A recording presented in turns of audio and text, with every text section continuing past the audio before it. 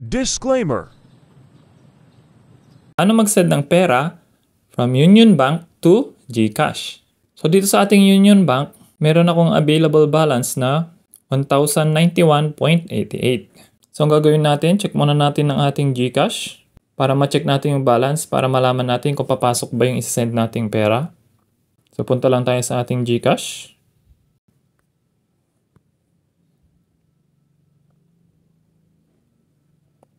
So dito naman sa ating GCash, meron tayong available balance na 3,163.63. So titignan natin kung madadagdagan yan mamaya. So balik lang tayo sa ating Union Bank. So dito, click lang natin tong Send Money. Then next, dito tayo sa My Other Banks and E-Wallets.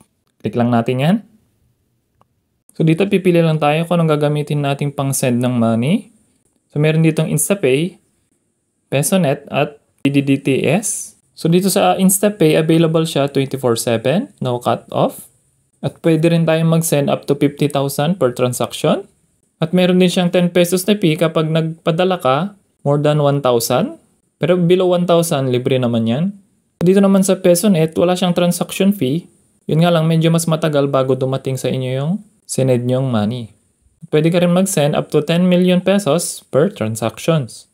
So dito naman sa PDDTS, meron siyang $1 fee. Pwede ka rin mag-send dito up to $50,000 per transaction.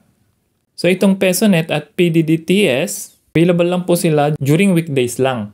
Hindi sila nagpa-process ng Saturday, Sunday, and holidays.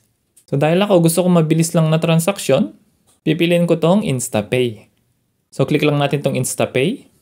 So dito dahil meron nga akong dalawang account dito sa Union Bank, pipiliin natin kung ano yung gagamitin natin sa pag-send ng pera. Pipiliin ko tong personal savings. Click lang natin yan. Then dito tayo sa may select a bank or an e-wallet. So click lang natin to. So syempre GCash ang gagamitin natin. Kaya hanapin lang natin ang GCash. Scroll lang natin. So ito na yung GCash. Click lang natin yan. Then enter lang natin dito yung GCash number na pagsesendan natin. Then dito naman yung account name. So dito sa notify the recipient, pag same lang naman yung contact details sa taas, lagyan lang natin ng check itong box na ito. So pag okay na, click lang natin itong next.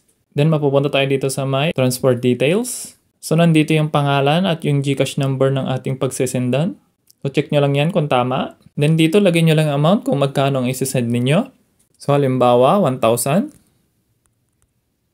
Then scroll lang natin. So dito sa my purpose, matik naman yan, fund transfer. Huwag nyo nang palitan. Pag okay na, click na natin tong next. So dito, check nyo lang kung tama lahat na nakalagay. So kung may mali, pwede naman yung i-edit dito sa may gilid. Click nyo lang tong edit. Pero pag okay na, click nyo lang tong transfer PHP. So meron ditong reminders. So basahin nyo na lang yan.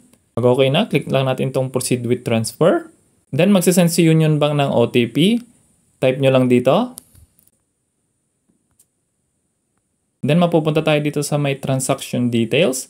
So nakalagay na status is successful. So ang gagawin natin, check lang natin yung ating GCash kung pumasok na ba yung ating sinend.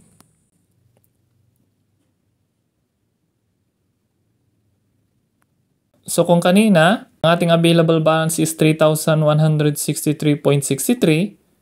So ngayon, 4,163.63 na. So pumasok na yung ating sinend na pera. Then check na rin natin yung balance natin sa Union Bank kung nagkaltas na ba. At check na rin natin kung nagbawas rin ba ng PC InstaPay dun sa sinend nating 1,000. So yun, nagbawas na siya. So ang available balance natin kanina is 1,091.88. Kaya dun sa sinend nating 1,000 is hindi siya nagkaltas ng fee. So yun lamang. At kung nakatulong sa inyo itong video na to, please like and subscribe. Salamat!